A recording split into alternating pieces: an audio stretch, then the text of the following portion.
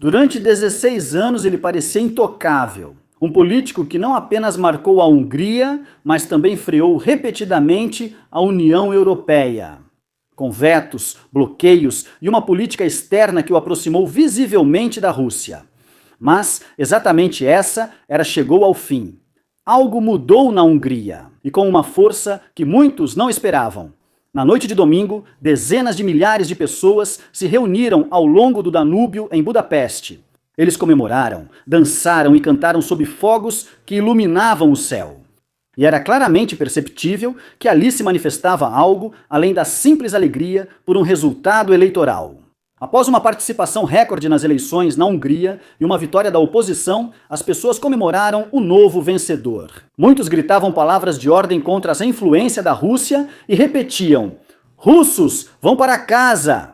Depois de 16 anos, o país finalmente precisa de mudança.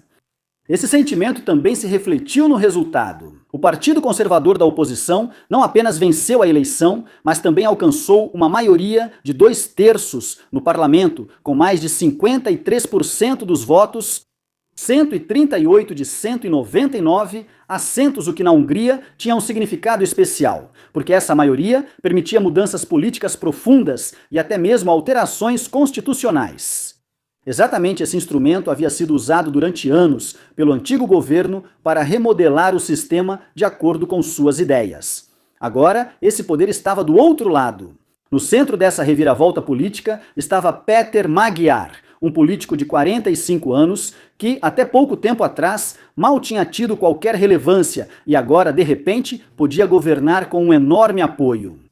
Na campanha eleitoral, ele defendeu uma linha pró-europeia, queria fortalecer laços com a União Europeia, afastar-se da Rússia e combater a corrupção em seu país. Ou seja, exatamente o oposto do que o governo anterior fazia. Em seu discurso de vitória, deixou claro que não se tratava de uma troca de governo, mas de uma ruptura política fundamental, ao afirmar que havia acabado o tempo em que aqueles que exploraram o país saíam impunes. Essa foi uma mensagem clara para o antigo governo, pois para Viktor Orbán essa eleição significou o fim de uma longa dominação política que teve impacto muito além da Hungria.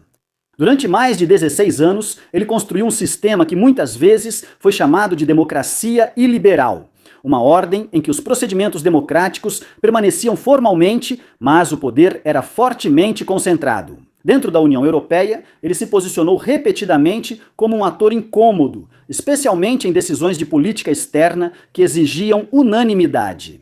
E foi exatamente nesse ponto que essa eleição se tornou especialmente relevante para a Europa.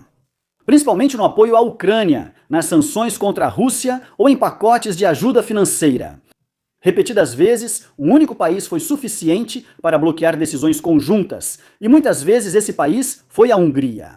E com uma vitória eleitoral da oposição, isso provavelmente vai mudar.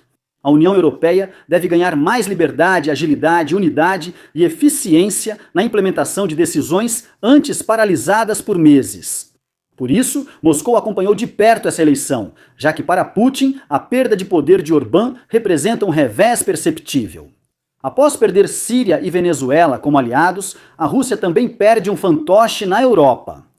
Essa mudança de poder, portanto, tem impactos concretos na guerra da Ucrânia, porque a Hungria, sob Orbán, sempre desempenhou um papel-chave em frear ou pelo menos atrasar o apoio europeu. Pacotes de ajuda, sanções e decisões conjuntas frequentemente travaram em Budapeste ou só avançaram enfraquecidos, pois Orbán condicionava seu apoio a exigências políticas ou econômicas, das quais provavelmente também se beneficiava. Com uma vitória eleitoral de Magyar, exatamente essa situação inicial mudou. Em Bruxelas, surgiu a expectativa de que as ajudas bloqueadas para a Ucrânia poderiam ser liberadas mais rapidamente no futuro e que as decisões não seriam mais impedidas por um único veto.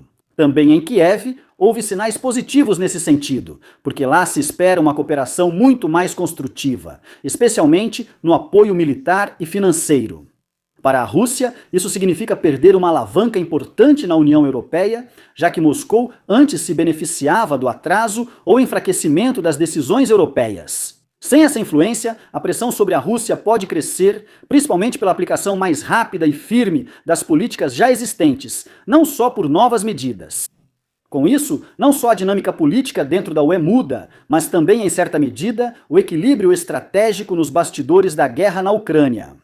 Ainda assim, a situação segue complexa. Sem Orbán, a União Europeia não se tornaria unida de imediato. Apesar das tensões internas persistirem na União Europeia, seja em conflitos geopolíticos ou na ampliação do bloco. Mas um fator central de bloqueio, que durante anos causou repetidos impasses, pelo menos por enquanto, deixou de existir.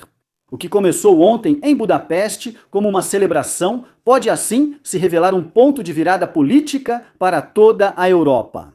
Não apenas porque um governo foi derrotado nas urnas, mas também porque isso mudou a dinâmica dentro da União Europeia e indiretamente até influenciou a situação inicial na guerra da Ucrânia. Pois, se a Europa puder tomar decisões mais rapidamente, sem ser bloqueada, poderá agir de forma mais resoluta, sem ser bloqueada. E também conseguir aprovar medidas que não sejam do interesse da Rússia, sem sofrer bloqueios. Isso tem impacto direto em como o apoio é organizado e em quão forte é a pressão sobre a Rússia de fato. Por isso, essa eleição foi muito mais que um evento político interno na Hungria. Mesmo que muitas partes quisessem influenciar essa eleição a seu favor, é preciso dizer aqui, a UE tentou, é claro, influenciar a eleição de forma que seus interesses fossem priorizados.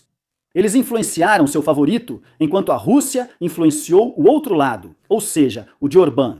Outros países também fizeram o mesmo. Nós também vimos, J.D. Vance dos Estados Unidos também veio, ou seja, o vice-presidente de um país, para se posicionar publicamente ao lado de Orbán pouco antes de uma eleição. E neste ponto, deixo você com uma pergunta. Você acha que foi uma decisão inteligente por parte dos Estados Unidos, tão perto da noite da eleição, em meio aos conflitos geopolíticos que estão acontecendo atualmente, se posicionar publicamente ao lado de Orbán em um palco e apresentá-lo como um favorito? Ou você acredita que Orbán poderia ter obtido um resultado eleitoral melhor se isso não tivesse acontecido? Claro, isso também pode ser totalmente trivial. Nós vemos que as pessoas vão às ruas há anos. Elas protestam contra o regime atual ou até mesmo contra o anterior, atualmente. E nós também vemos isso aqui no dia da eleição com uma participação realmente alta dos eleitores. Deixo vocês com essa pergunta. Obrigado por ouvirem. Especialmente a todos os inscritos, membros do canal e a Alge Cruz. Um agradecimento especial vai para o Tenente Coronel Renek Sila Dietrich Ferdinand Mayerhofer.